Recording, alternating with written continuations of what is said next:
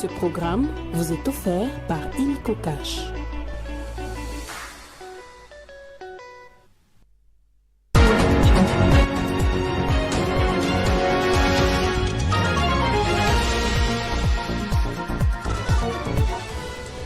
Au Nord Kivu, les cours n'ont toujours pas repris dans la plupart des écoles publiques. Une semaine après la rentrée scolaire, les enseignants en grève durcissent le ton. Lancement ce lundi des activités commémoratives de la Journée internationale de la coopération policière, une cérémonie organisée par la police nationale congolaise en collaboration avec l'ambassade du Japon. Bientôt la reprise des trafics sur les ponts Kibali dans le Haut-Élé. Les travaux de réhabilitation sont arrivés à leur terme.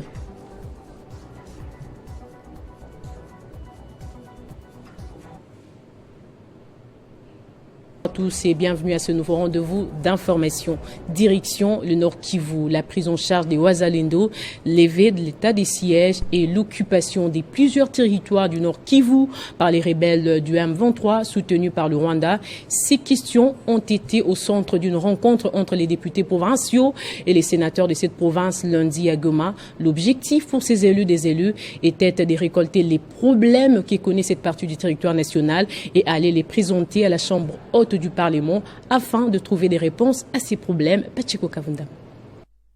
Cette rencontre entre les membres du bureau de l'Assemblée provinciale du Nord Kivu, élargie au président des différentes commissions de cet organe délibérant, avec le caucus des sénateurs du Nord Kivu, avait pour objectif échanger sur la situation générale de cette province en guerre. Le sénateur Célestin Vunabandi précise que c'était pour recueillir les informations à les transmettre à la Chambre haute du Parlement après leurs vacances parlementaires. Nous avons pensé, nous comme sénateurs du Nord Kivu et qui formons un caucus, qu'il était important d'échanger notamment avec le bureau de l'Assemblée provinciale élargie à la conférence des présidents sur l'ensemble des problèmes qui préoccupent la province. Nous venons de terminer une importante réunion au cours de laquelle nous avons appris beaucoup de choses. Les problèmes de sécurité, les problèmes de nos déplacés de guerre, les problèmes d'ordre social. Bref, toutes sortes de problèmes liés à la gouvernance de la province que nous avons discuté avec les honorables députés qui nous ont permis d'avoir suffisamment d'informations qui feront partie de notre rapport de vacances parlementaires. Ces sénateurs, tout comme les députés provinciaux, ont aussi échangé sur la prise en charge correcte de Wazalendo, qui font face avec les FRDC aux rebelles du M23 sur différents fronts. Et je pense que si les Wazalendo sont bien encadrés, si l'armée est suffisamment bien approvisionnée en logistique, si donc toutes les dispositions sont prises pour que le soldat soit dans les meilleures conditions, si notre police est suffisamment bien encadrée, les questions de sécurité seront résolues. Rassurez-vous, c'est des sujets qu'on a débattus et qui, encore une fois, feront partie de notre rapport de vacances parlementaires. Notons qu'après la ville de Goma, le caucus des sénateurs du Nord Kivu va se rendre dans la ville de Beni et Butembo pour les mêmes exercices. Restons dans cette partie du pays. Les cours n'ont toujours pas repris dans la plupart des écoles publiques. Une semaine après la rentrée scolaire 2024-2025, les enseignants ont plutôt durci leur mouvement des grèves. Ils exigent l'amélioration de leurs conditions de vie avant de répondre les schémas de l'école. Au même moment, les différents syndicats des enseignants mettent en garde les gestionnaires qui tentent de menacer de renvoyer de leur poste les enseignants en grève. Martial Obendel. Lundi 9 septembre 2024, deuxième semaine de la nouvelle année scolaire 2024-2025. Mais les cours n'ont toujours pas repris dans la plupart des écoles du secteur public au Nord Kivu. Les enseignants durcissent leur mouvement de grève déclenché depuis le 2 septembre. Ici à province Nord Kivu 2, l'enseignant n'a jamais vu le listing. Ce qu'on appelle le listing ici, c'est toujours ce qu'ils ont qualifié de listing de travail. Et ce listing de travail a comme somme 0,0. Alors, ils veulent avoir des listings avec somme. Et comme ça, si l'on ajoutait quelque chose, qu'on sache si on a ajouté 50, 100, 1000, sur combien. C'est ça la grande question. Des revendications allant dans le sens de l'amélioration des conditions de vie de l'enseignant congolais par le gouvernement sont posées par les grévistes.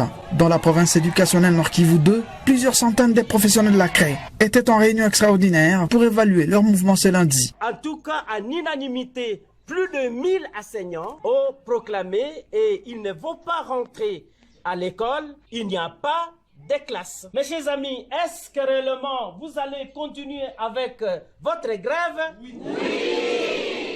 La direction provinciale de l'éducation nationale et nouvelle citoyenneté ne reconnaît pas la grève en cours. Héritier Kasserika affirme que les cours sont dispensés normalement depuis le 2 septembre. Bon, ça, ce sont des cas isolés, parce que sur notre table, rien ne confirme qu'il y a des écoles qui ne suivent pas cours. Dans la plupart des écoles que j'ai visitées, les cours évoluent normalement, donc il n'y a pas de grève au niveau de la province d'éducation du Nord Kivu 2. Entre-temps, des écoles entières restaient fermées. Des élèves et écoliers errent dans des rues et avenues à leur risque et péril, s'inquiète cet acteur de la défense des droits humains dans la région de Béni. Nous sommes à ces conflits armés depuis très longtemps et de laisser les enfants sans leur donner de l'éducation, c'est en train de contribuer aussi à leur massacre. Déjà bénéficiaires de la gratuité de l'enseignement de base, les parents souhaitent voir le gouvernement et les enseignants trouver un terrain d'attente pour sauver l'avenir de leurs enfants. C'est aussi le président provincial de l'UNPC Kinshasa et candidat à la présidence de l'UNPC. Jean-Marie Kassamba s'est entretenu à Plaza chez Mbikaï dans la commune de Lontsele avec les journalistes de Kinshasa autour des thèmes tels que l'éthique du journaliste, les défis du métier et l'importance de la responsabilité des médias dans les contextes congolais. Le go de la campagne pour le comité de l'Union nationale de la presse du Congo sera donné dans quelques jours. Candidat à la présidence de l'INPC, Jean-Marie Kassamba s'est entretenu ce dimanche à Plaza chez Mbikaï dans la commune de Lontsele avec les journalistes de Kinshasa. Ce rendez-vous a permis au patron de l'espace 50 d'aborder avec les acteurs de la presse quinoise des sujets importants tels que l'éthique et la déontologie journalistique, la responsabilité des médias dans les contextes congolais. Je suis très content d'échanger avec vous ces jours, a dit Jean-Marie Kassamba. Ce n'est pas encore la campagne, mais entre confrères, nous devons nous rencontrer, échanger et partager sur ce que nous allons devenir. Fort de ses 30 ans d'expérience dans les métiers, dont 10 bonnes années passées à la tête de l'INPC Kinshasa, Jean-Marie Kassamba dit avoir confiance en cette génération des années 2000 qui est appelée à pérenniser la presse de demain. Une presse qui se doit d'être efficace, élégante et surtout solidaire.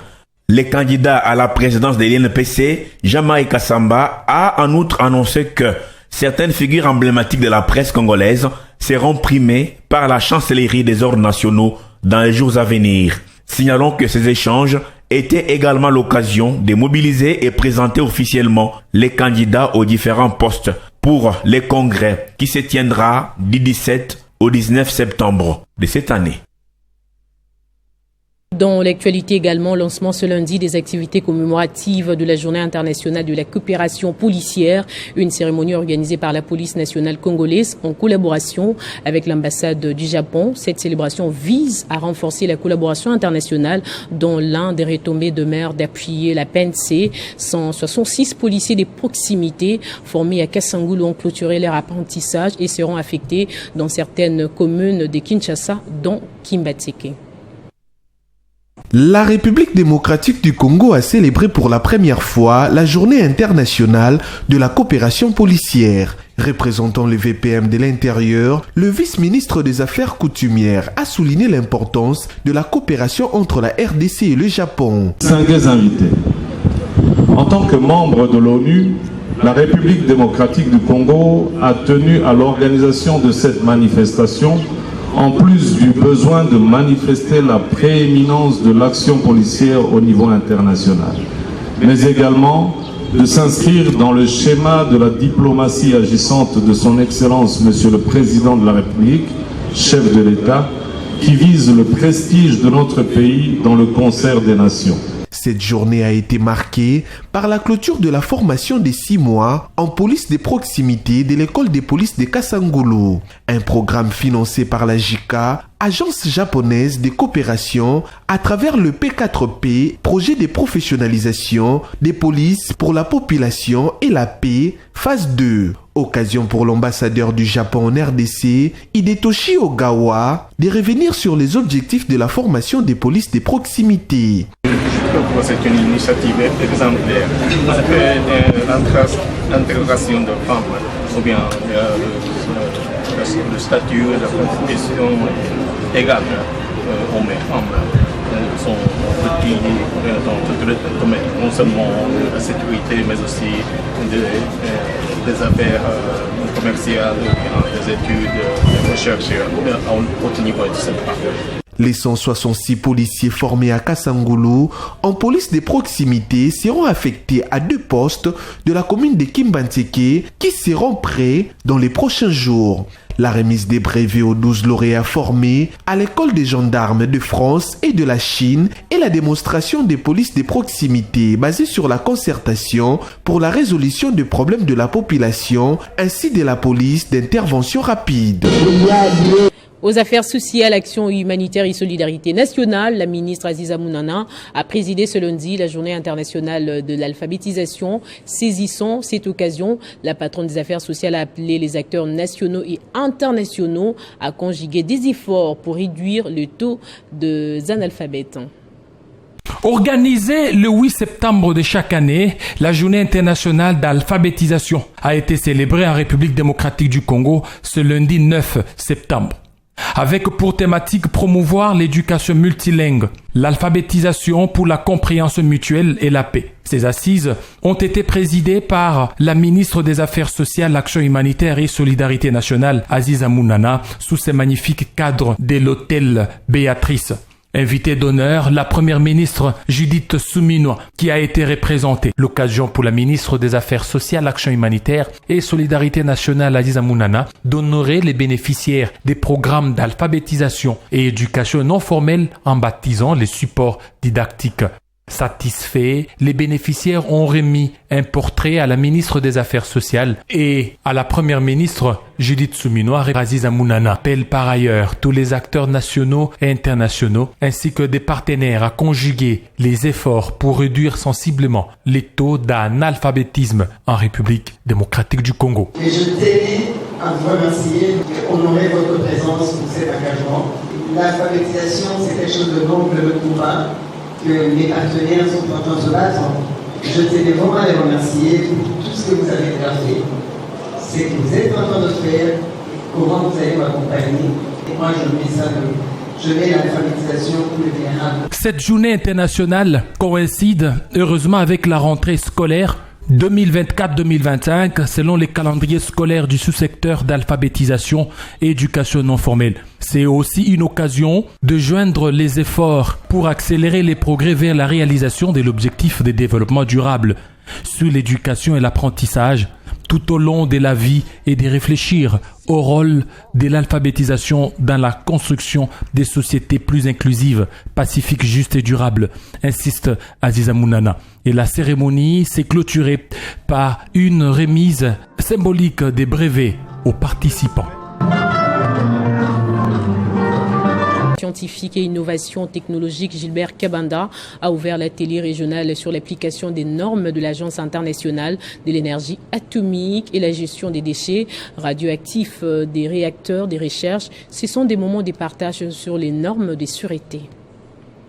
Dans son mot de bienvenue, le commissaire général, le professeur Steve Mwanza Kamunga, a exprimé sa satisfaction de voir ces assises se tenir en RDC, d'autant plus que le pays est la première nation africaine à avoir acquis un réacteur nucléaire, précisément en 1959. Ce qui est essentiel pour que la société puisse bénéficier de tout ce qu'on peut faire, qui a abrité, dès 1959, le premier réacteur de recherche opérationnel sur le continent. Pour ce qui est du coordonnateur national de l'AFRA, Sébastien Louindoula, il a rappelé les péripéties qui ont conduit à la signature de cet accord en 1990. Pour sa part, le représentant de l'Agence internationale de l'énergie atomique, qui va également animer ses travaux en tant qu'expert, a émis le vœu de voir cette rencontre constituer une opportunité pour les participants de partager les expériences. Prenant la parole, le ministre de la Recherche scientifique et Innovation technologique a à cette occasion remercié au nom du chef de l'État, Félix Tshisekedi, de la première ministre Judith Suminwa et de tout le gouvernement, l'Agence internationale de l'énergie atomique, pour son accompagnement dans plusieurs projets liés à l'utilisation pacifique de l'énergie nucléaire. L'intérêt historique, vous le savez très bien, que nous sommes le premier pays nucléaire. Et notre réacteur atomique avait été installé et a fonctionné jusqu'il y a à peu près 17 ans. Il est à l'arrêt pour des raisons techniques, mais on va le remettre en état bientôt. Cet atelier régional destiné aux acteurs issus d'organismes d'exploitation de réacteurs de recherche, d'organismes de réglementation ou d'organismes nationaux de formation.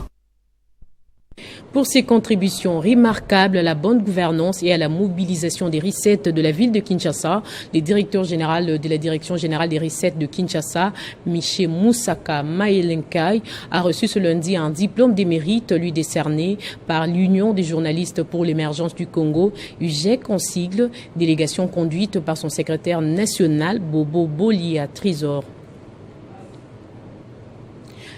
Bientôt, l'inauguration du pont Kibali dans la province du Haut-Uélé. Les travaux de réhabilitation financés par la société Kibal Gold sont presque arrivés à la fin, assurance directeur général de l'OVD, Nswami Mavungo Junior, dans cette province. Les travaux de finissage du pont Kibali, situé dans le territoire de Ouatsa, province du Haut-Uélé, évoluent à pas de géant. Sous l'impulsion du gouverneur de cette province, Jean-Bakemi Tongabou, le directeur provincial de l'office des routes de cette région, l'ingénieur Nswami Mavungo Junior, s'active avec son équipe pour certains travaux de finissage du pont. De la bonne école. Et bientôt, vous verrez que le pont sera déjà fini et toute la population pourra changer de discours. Mais j'apprécie également l'appui du gouvernement provincial par le biais de notre gouverneur de province, son excellence M. Jean Bakomito, qui ne cesse vraiment de nous appuyer pour que nous puissions matérialiser la vision du chef de l'État dans la province de Haut-Uélé. Donc, dans quelques jours, nous demandons à la population d'être calme. Ils ont assez. Pour votre information, plusieurs cas de naufrage ont été enregistrés ces derniers temps sur cette rivière suite à la montée des eaux de cette rivière. C'est le 26 février dernier que ces ponts s'étaient effondrés. Il a plu à la société Kibal Gold Mining de financer ces travaux qui ont dépassé les délais suite aux intempéries. Le directeur provincial de l'office des routes du Haut-Uélé, l'ingénieur Swami Mavungo Junior, parle d'un pont de 45 tonnes qui est jeté sur cette rivière pour une garantie de 50 ans. Il propose au gouvernement de penser aussi à ériger un pont bascule pour la préservation de cet ouvrage en remplacement. À la population de respecter le tonnage pour ne plus répéter ce qui s'est passé. Notamment, nous sommes en train de donner des idées au gouvernement provincial de pouvoir placer des ponts bascules. C'est ce qui permettra, c'est qu'il faut limiter le tonnage de tous les commerçants et les usagers de la route qui passeront sur ces ponts. Et aux usagers d'être calmes, car bientôt tous les trafics sur ces ponts vont répondre. Et justement, à ces sujets, le gouverneur du Haut-Uélé, Jean Bakemito, a dépêché les vice-gouverneurs sur le terrain pour s'imprégner de l'évolution des travaux en cours d'exécution avant la cérémonie inaugurale. Soucieux de sa population, le gouverneur de la province du Haut-Uélé, Jean Bakemito, a dépêché à Dourba, chef-lieu du secteur de Kibali, les vice-gouverneurs de cette province d'Ara, afin de venir assister les sinistrés victimes des cas de noyades sur la rivière Kibali. Dans sa suite, le président fédéral de l'Union pour la démocratie et le progrès social, les patriarches Ibrahim Tchenda Balunga, qui s'est confié à la presse d'abord pour présenter les condoléances aux familles éprouvées, ainsi exprimer sa reconnaissance au gouverneur du Haut-Uélé, Jean Bakemito Tongabou, pour son sens d'amour envers sa population. Ensemble avec le vice-gouverneur Tara Matata, nous avons effectué des visites dans les familles qui ont connu ces drames et ils ont été assistés financièrement pour arriver à prendre en charge les deuils. C'est ce qui a été très bien fait. Ensuite, pour l'équilibre politique, fait pour les partages équitables par la représentation faite. C'était parce que tout marche correctement. Vous voyez, il y avait un naufrage. Le gouverneur n'a pas tardé, comme il a la vision du chef de l'État, les social. Il nous a dépêchés rapidement, quelques heures seulement après le naufrage. Nous sommes ici accompagnés du vice-gouverneur pour assister les familles éprouvées. Pour les partages équitables avec la représentation territoriale dans son gouvernement provincial. Plateforme Action du Prochain et de la Patrie du Congo a organisé une matinée au cours de laquelle le comité provincial de Kinshasa a été investi. Après plusieurs réflexions, c'est Moulé Chimangalele qui a été désigné coordonnateur pour la ville de Kinshasa. C'est dans le but de redynamiser l'APPC que cette rencontre a eu lieu en présence des directeurs des cabinets représentant l'autorité morale, Sylvestre Makambo.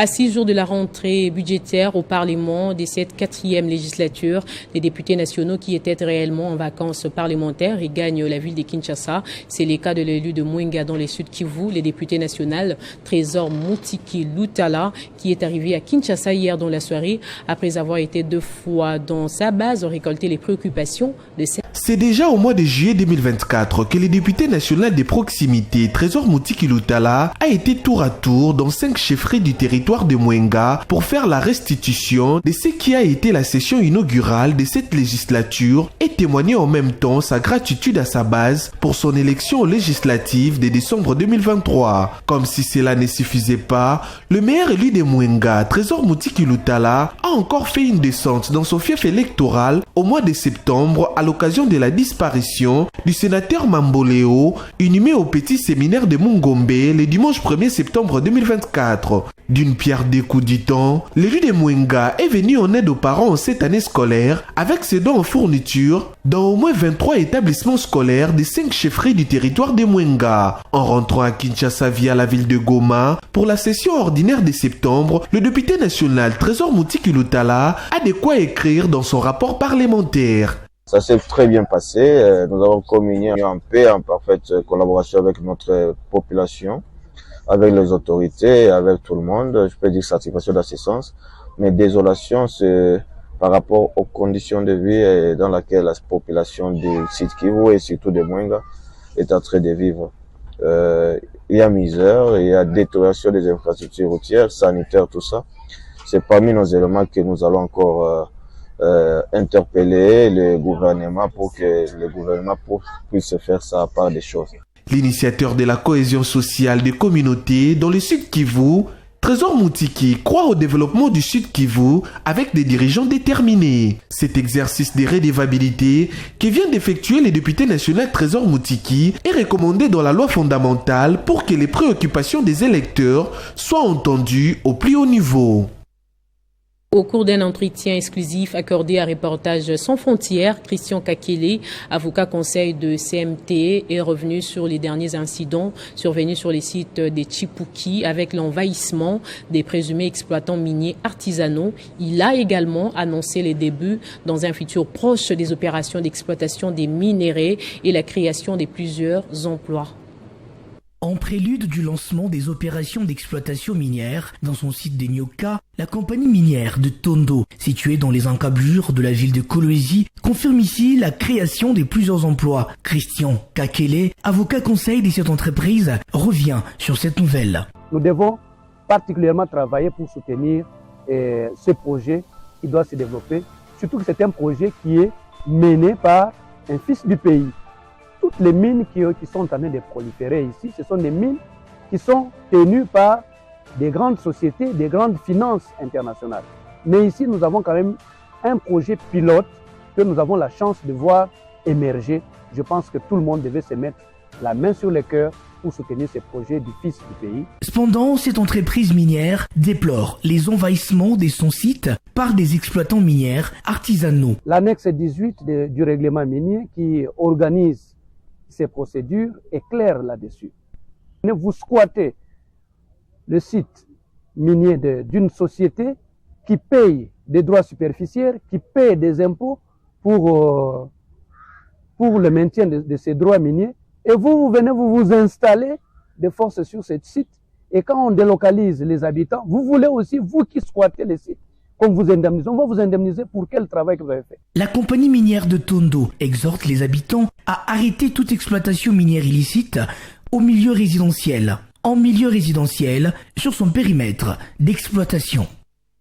Et l'église du Christ au Congo, représentation du Lualaba, a désormais un nouveau président. Quelques heures après son élection, il a été présenté officiellement dimanche en la paroisse méthodiste mémoriale du district de Nomé, Bishop Katembo Kainda de Kolwezi. La cérémonie s'est déroulée en présence du président national de l'église du Christ au Congo, le révérend André Gédéon Bokundoa. Le président ECC Lualaba a remercié le président de la République, Félix Tshisekedi, et la gouverneure de cette province, Fifi Masuka Saini.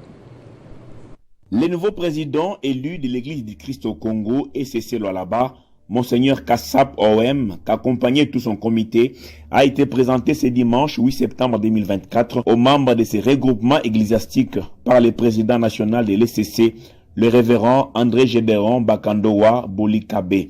C'était en présence de plusieurs autorités des églises protestantes, dont le président de l'ECC Katanga, Monseigneur Kapiantumba. Dans son mot de circonstance, Monseigneur O.M. Kassap a témoigné toute sa gratitude envers le chef de l'État, Félix Antoine Tshisekedi Tshilombo, et la gouverneure de Lualaba, Fifi Masuka Saini, pour leur collaboration avec l'Église du Christ au Congo. Je voudrais aussi personnellement remercier le président de la République pour la sécurité et la paix qu'il est en train de travailler pour notre pays. Nous devons continuer à prier pour lui, pour que la guerre en laisse s'arrêter. Je voudrais aussi remercier Maman Gouvernement de la province de la Roma, Fifi Masuka, pour l'amour qu'elle porte toujours aux confessions religieuses et pour le soutien qu'elle cesse de donner à toutes les confessions religieuses sans distinction. Et pour le cesser là-bas, le fait de la ordonner au cadastre de nous donner 9 hectares pour le cesser là-bas. Et c'est la paroisse mémoriale dans le district Bishop Katembo qui a servi de cadre à cette manifestation, supervisée par le révérend pasteur Roli Kateng Mwambo. En culture, pour finir, Kinshasa abritera du samedi 14 au 15 août 2024 l'édition spéciale du Festival de la culture Teke Fescute. Lieu choisi pour cette activité, la cité touristique de Kinkole dans la commune d'Entélé. L'initiative est de la notabilité Teke. Initié depuis plusieurs années par Teke Stéphane Gamputu, notable Teke, avec l'apport de partenaires autochtones et étrangers, le Festival de la culture Teke revêt actuellement un caractère sous-régional.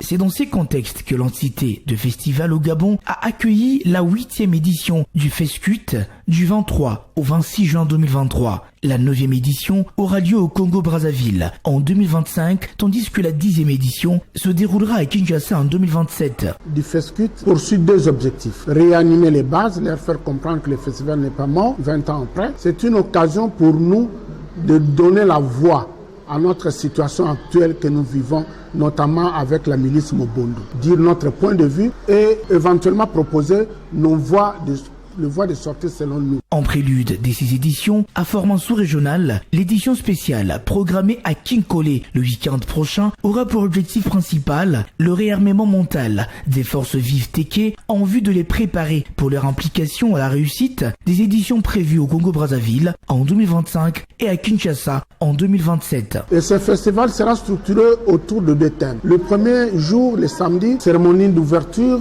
danse, musique, on continue notre deuil en quelque sorte. Et le dimanche, c'est la réflexion, un colloque autour d'un thème, le Teke de la RDC hier, aujourd'hui et demain. Au menu de cette édition spéciale du Fescute, le folklore Teke et un colloque au thème révélateur entendre communauté Teke de la RDC hier, aujourd'hui et demain. Une occasion propice pour les membres de cette communauté de faire entendre leur voix concernant l'insécurité qui a élu domicile dans leur contrée avec le phénomène Mobondo. Au menu de cette édition spéciale du Fescute, le folklore Teke et un colloque au thème révélateur, entendre communauté Teke de la RDC hier, aujourd'hui et demain. Une occasion propice pour les membres de cette communauté de faire entendre leur voix concernant l'insécurité qui a élu domicile dans leur contrée avec le phénomène Mobondo.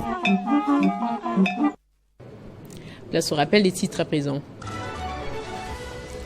Au Nord Kivu, les cours n'ont toujours pas repris dans la plupart des écoles publiques. Une semaine après la rentrée scolaire, les enseignants en grève durcissent le ton.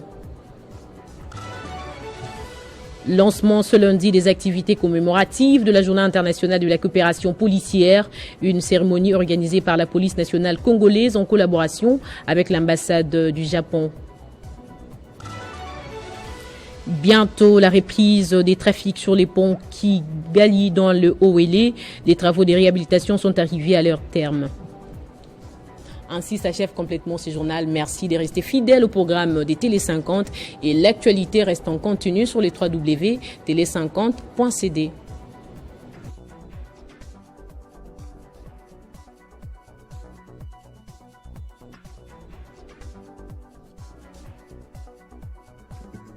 Retrouvez toute l'actualité en continu sur www.tele50.cd. Ce programme vous a été offert par Illico Cash.